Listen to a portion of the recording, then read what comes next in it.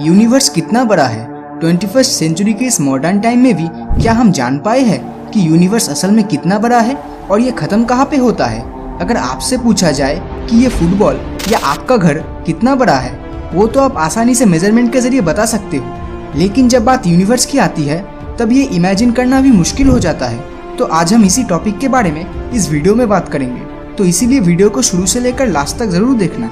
ये है हमारी धरती, और आप जिस भी चीज को अपने सराउंडिंग देख रहे हो वो यहाँ पे ही एग्जिस्ट करता है। कैलकुलेशन से ये पता चला है कि हमारी धरती इक्वेटर पे 24,901 माइल या 40,075 किलोमीटर जितना लेंथ है। तो इससे आप इमेजिन कर सकते हो कि ये डिस्टेंस एक नॉर्मल ह्यूमन बीइंग को ट्रैवल करने में कितना ज़्यादा टाइम लगेगा। लेकिन जो धरती हमारे लिए इतना बड़ा है वो असल में यूनिवर्स के मुकाबले कितना बड़ा है? तो शुरू करते हैं हमारे नेचुरल सैटेलाइट मून से। नॉर्मल आंखों से देखने में चांद हमें सबसे बड़ा और धरती के सबसे नज़दीक लग सकता है, लेकिन रियलिटी में चांद हमसे 3,84,000 किलोमीटर दूर है। अगर इमेजिन किया जाए तो इस गैप में 30 और पृथ्वी आराम से फिट हो जाएगा। अगर 100 किलोमीटर पर आवर के रफ्तार से धरती से मून की ओर ट्रैवल किया जाए तो तब भी चांद तक पहुंचने में 160 दिन जितना समय लग जाएगा। इस दुनिया की आबादी 7.6 बिलियन जितना है और उनमें से सिर्फ 12 ऐसे लोग थे जो यहाँ तक पहुँच पाए हैं। चांद से हमारी धरती कुछ इस तरह दिखता है, लेकिन अगर यही धरती आप मार्स या मंगल ग्रह से देखते हो तो ये एक डॉट जितना ही दिखाई देगा। मार्स की दूरी हमारी धरती से on an average 225 million kilometre तक का है। ये डिस्टेंस इतना है कि लाइट को भी यहाँ तक पहुँचने में 20 मिनट समय लग जाएगा, जिसका मतलब मार्स से धरती तक इंस्टेंट कम्युनिकेशन कर पाना इम्पॉसिबल है। इंसान द्वारा बनाया गया स्पेसक्राफ्ट वॉयेजर 1 स्पेस प्रोब जो यूनिवर्स में अब तक सबसे ज्यादा दूर ट्रैवल कर चुका है, प्रेजेंट में इसकी दूरी धरती से 141 AU जितना है। AU मतलब एस्ट्रोनॉमिकल यूनिट। एक एस्ट्रोनॉमिकल यूनिट धरती से सूरज के डिस्टेंस का इक्वल है, जिसका मतलब वॉयेजर 1 धरती और सूरज के आपसी डिस्टेंस से 141 गुना ज्यादा दूर है। अपने इस लंबे सफर में वॉयेजर 1 ने पीछे मुड़ते हुए ये तस्वीर निकाली, जो देखने में उतना इंटरेस्टिंग नहीं लगता, लेकिन यहाँ जो ये सफेद रंग का डॉट दिखाई दे रहा है वो हमारी पृथ्वी है। ये वही जगह है जहाँ पर आप, मैं और हम सभी ने जन्म लिया है और यही अपनी जिंदगी गुजारी है। लेकिन इस तस्वीर में ये डॉट देख के ऐसा बिल्कुल नहीं लगता। वॉयेजर 1 आज के टाइम पे 17 किलोमीटर पर सेकंड की रफ्तार से स्पेस में ट्रेवल कर रहा है। सुनने में ये स्पीड काफी ज्यादा लग सकता है, लेकिन अगर इसी स्पीड से वॉयेजर 1 स्पेस में ट्रेवल करता रहा तो आने वाले 33,000 साल में भी ये हमारे गैलेक्सी मिल्की वे को क्रॉस नहीं कर पाएगा। अगर हमारे सोलर सिस्टम को जूम आउट किया जाए तो हमें मिलता है इंटरस्टेलर नेबरहुड। यहाँ पर मेजरमेंट करने के लिए एस्ट्रोनॉमिकल यूनिट भी बहुत छोटा होता है, इसीलिए यहाँ पर लाइट ईयर्स में डिस्टेंस मेजर किया जाता है। एक लाइट ईयर मतलब लाइट धरती के 1 साल जितना समय में जितनी दूरी तय करता है। सूरज के बाद हमारी धरती से सबसे नियरेस्ट स्टार प्रोक्सिमा सेंटोरी जो धरती से 4.24 लाइट ईयर्स दूर है, वहाँ तक वॉयेजर 1 स्पेसक्राफ्ट को प्रेजेंट स्पीड से पहुँचने में 70,000 साल लग जाएंगे।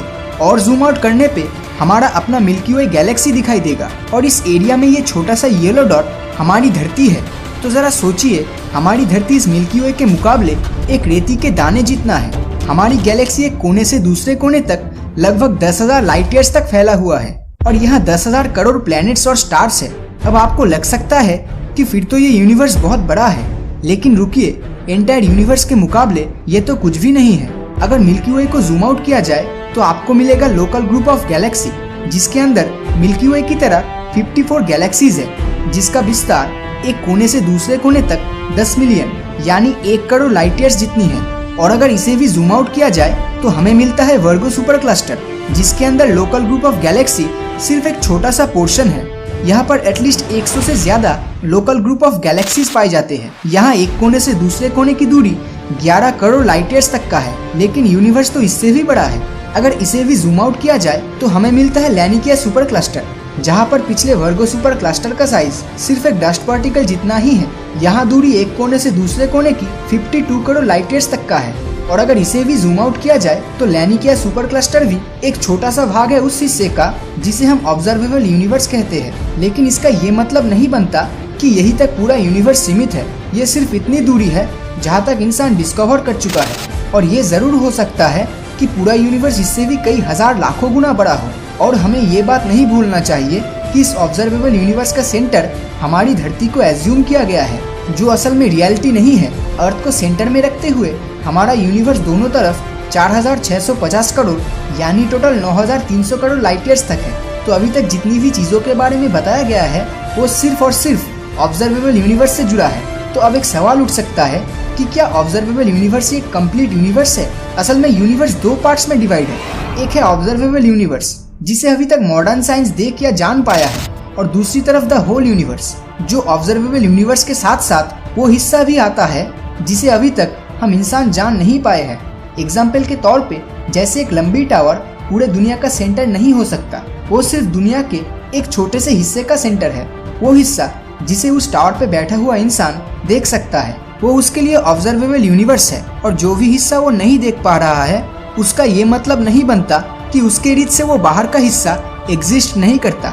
यानी टावर पे बैठे उस आदमी की आंखों की पहुंच से दूर जितनी भी पोर्शंस है वो पोर्शंस उस आदमी के लिए दी नॉन ऑब्जर्वेबल यूनिवर्स है, और ये पूरा यूनिवर्स ऑब्जर्वेबल और नॉन ऑब्जर्वेबल यूनिवर्स को मिलाकर बनता है। आई होप इस एग्जाम्पल से आपको ऑब्जर्वेबल और दी नॉन ऑब्जर्वेबल यूनिवर्स का डिफरेंस समझ आ ही गया होगा।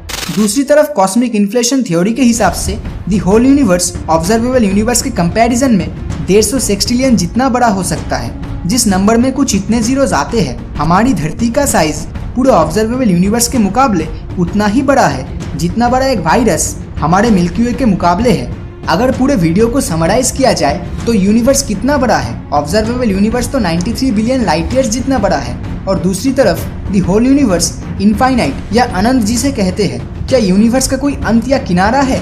हाँ, ऑब्जर्वेबल यूनिवर्स अर्थ को सेंटर एज्यूम करते हुए दोनों तरफ 46 बिलियन लाइट ईयर्स तक ही इसका पहुंच है। तो वही 46 बिलियन लाइट ईयर्स दूरी पर ही ऑब्जर्वेबल यूनिवर्स का किनारा है, और दूसरी तरफ द होल यूनिवर्स। इसका कोई एग्जैक्ट आंसर अभी तक नहीं मिल पाया है। क्या ऑब्जर्वेबल यूनिवर्स का कोई सेंटर है? हाँ, जैसे कि पहले भी जिक्र किया गया था, ऑब्जर्वेबल यूनिवर्स में हमारी धरती को सेंटर एज्यूम किया गया है, और दूसरी तरफ द होल यूनिवर्स में शायद कोई सेंटर नहीं है। और ये हमें नहीं भूलना चाहिए कि यूनिवर्स हर रोज फैलता चला जा रहा है, और ये वक्त के साथ और भी बड़ा होता रहेगा। तो ये पूरा यूनिवर्स आपको कितना बड़ा लगता है? हमें नीचे कमेंट बॉक्स में जरूर बताएं। और अगर ये वीडियो आपको अच्छा लगा हो तो इस वीडियो को लाइक और अपने दोस्तों के साथ शेयर करना मत भूलना। और अगर अभी तक आपने हमारे चैनल को सब्सक्राइब नहीं किया है तो सब्सक्राइब करके नोटिफिकेशन बेल को ऑन कर दीजिए, क्योंकि मैं ऐसे ही वीडियोस हर हफ्ते लाता रहता हूँ। तो मिलता हूँ आपसे अगले वीडियो में, और हमेशा की तरह थैंक्स फॉर वॉचिंग।